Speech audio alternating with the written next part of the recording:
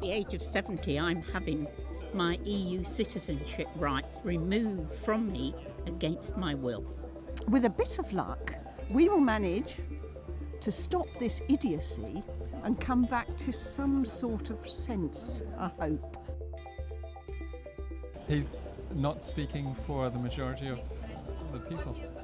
But surely he is speaking for the majority of the people. The 52% voted to leave. That was then, and it was not clear what the vote was about. So it's about time we had some factual debate. Do you think it's not more like part of a kind of conversation about like identity and like what it means to be British? Well, you can be both. You can be, you know, British and you can be European. Do you think he should have even been invited to talk at the Cambridge Union? I know that Gays Against Jacob Rees-Mogg would like him not to be in the city walls, that's for sure, because he is a bigot. Yeah. What do you think is going to happen when the gays get on him? I am sure they're more pacifist than me. Has everyone got someone that they're happy to kiss? 2, 1, kiss!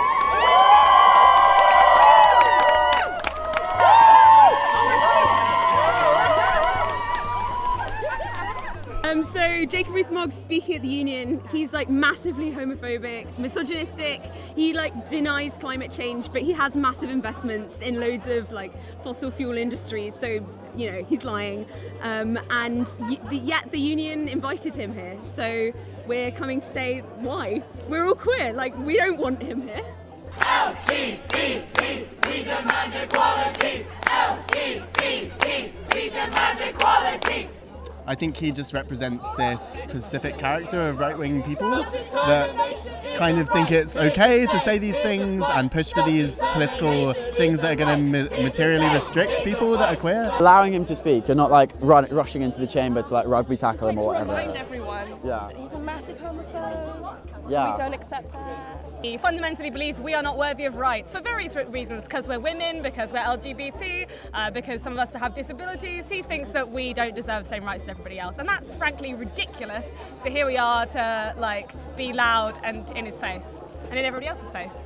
I think he's extremely unliberal. He tries to put himself in a certain charisma that seems acceptable and digestible, but at the same time he's against gay marriage. He's made many homophobic comments and insultive, which is extremely hard for young gay people who are watching him on TV and thinking this is an acceptable view and not feeling comfortable to come out.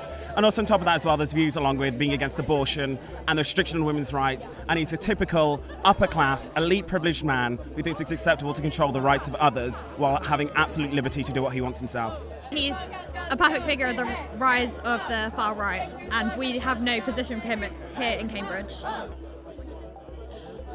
you proud that Cambridge has come out to support LGBT rights tonight? Yes, I think it's really sad that we had to in the first place, but like it's been really beautiful. Loads of people, it's been fantastic. One more, and one last one, guys. Thanks very much, fantastic.